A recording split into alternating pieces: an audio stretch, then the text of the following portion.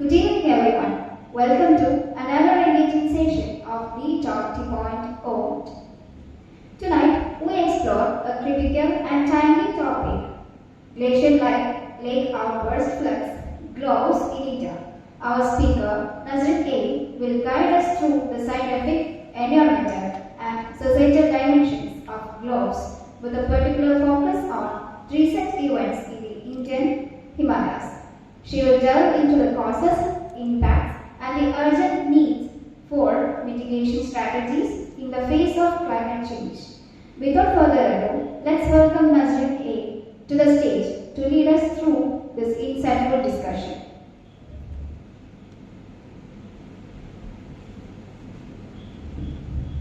Hello everyone. The topic I am dealing with today is GLOF, which means glacial lake outburst floods in India. Ground flood in the Himalayas. So let's begin by the definition of GLOF.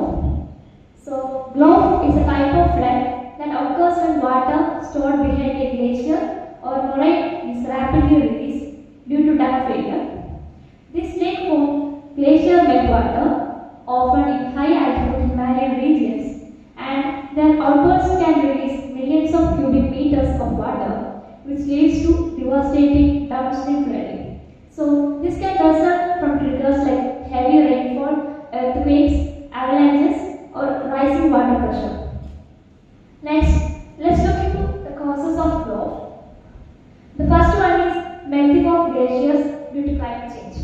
So as we know, it increases the volume of water in glacial lakes, rising the pressure of natural dams and making them more prone to bursting. The second cause of GLOF is seismic activity or landslide. So it can destabilize the lake area or fall directly into glacial lakes. It causes sudden surges and overflowing. The third cause is ice or snow avalanches. So as it can crash into glacial lakes, rapidly displacing water and triggering a destructive outburst. And the last cause is the sudden failure of the moraine dams. So moraine dams are naturally built dams which are loose and made of rock and debris, and it can release massive amounts of stored water downstream with little to no warning. Actually, GLOF is an unpredictable condition and over incident. Next, let's move into the formation of glacial lakes in India. As we know, the geographic focus, India's Himalayan region is home to thousands of glacial lakes, and particularly in the state of Sikkim, Uttarakhand, Himachal Pradesh, Arunachal Pradesh, and Ladakh. And come to the climate connection, rising temperatures in the glaciers have accelerated, causing more glacial lakes.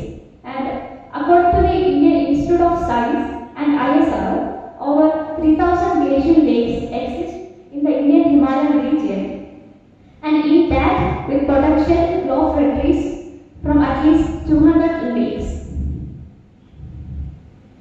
Next is the major GLOF events in India. The first incident is in the Uttarakhand, which happened in 2013. It is a Kedarnath disaster. As we know, Kedarnath is a religious and cultural site. They're primarily caused by the cloudbursts and rainfall, glacially which contributed to severity. It causes massive flooding and almost killed 5,000 people. The next disaster is 2021 Chanmali disaster. It also occurred in Uttarakhand. A sudden flooding in Rishiganga and Dhauliganga valleys, and it likely caused by glacial collapse and resulting flood. It impacts the hydropower projects, and also it causes some fatalities. Up to 200 people died, and also some went missing. Next is the early warning and risk management.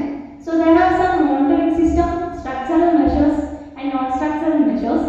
So when it comes to monitoring system, ISR's GLOF risk assessment reports, IMD and NRC monitoring glaciers with satellites, installation of automated weather stations and remote sensing units.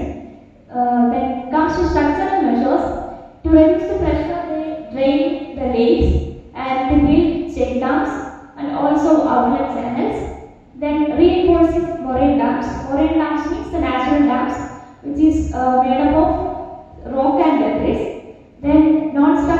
measures. It includes hazard mapping, community awareness programs. It is by giving awareness to the public or local people, then early warning dissemination system, giving alert, then also integrating goal lists into infrastructure planning. Next are some of the government initiatives. The first one is NDMA guidelines, which was issued in 2020. So it issued national guidelines for managing growth risk. It emphasizes on multi-hazard early warning system, community resilience, and climate smart engineering. Next one is state disaster management authorities, also known as SDMA. So Sikkim, Uttarakhand, Himachal Pradesh have specific disaster management plans for GLOFs. Then it includes the international cooperation, which means India, Nepal, Bhutan, Gulf monitoring and warning collaborations to ICI MOD. So ICI MOD means the International Center for Integrated Mountain Development. Next is the technological and scientific research. When it comes to satellite monitoring, they use Cartosat, RISAT and Sentinel satellites, which is used to monitor the glacier dynamics. Then a glacier lake inventory has been maintained by ISRO. Then when it comes to glacier and lake modeling, IITs and IIScs are conducting simulation models on potential Gulf events. So IIT means Indian Institute of Technology and IIS means Indian Institute of Science. Then also mapping moraine stability and lake volume. Next is some of the challenges in growth management, which includes difficult terrain, limited ground data, climate unpredictability, funding and training gaps.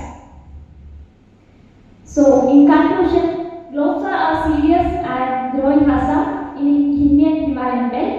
As climate change accelerates, glacial retreat, proactive management, early warning systems, and community awareness are crucial. India must prioritize science-based policy making, regional cooperation, infrastructure safeguards to reduce future disasters. Thank you.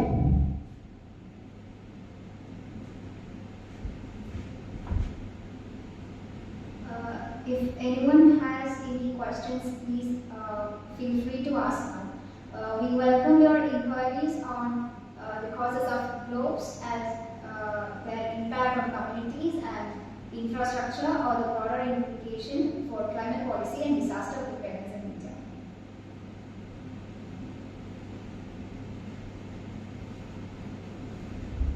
Okay.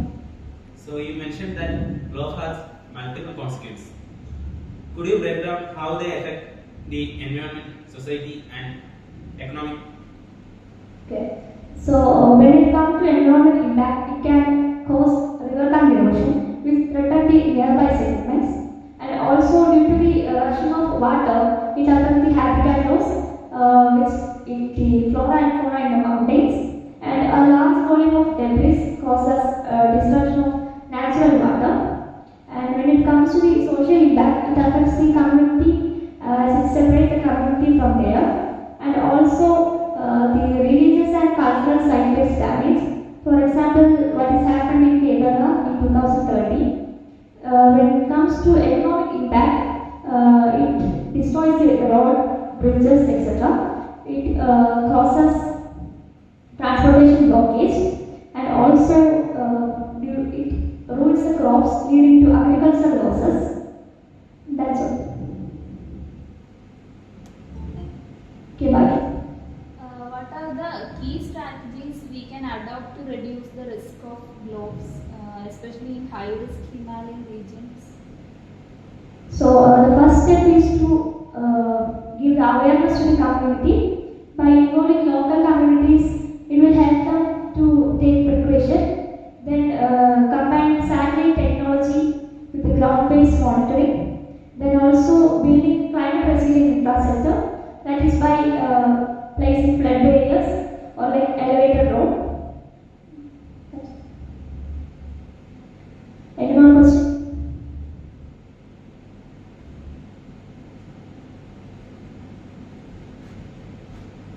Thank you, Nazrin A, for that compelling presentation on glacial lake outburst floods. In India, your discussion shed light on a pressing environmental challenge, emphasizing the intersection of climate change, geography, and human vulnerability. With Ditalk 2.0, we continue to explore critical topics that shape modern technological and historical discourse. Wishing everyone a great evening and see you all in the next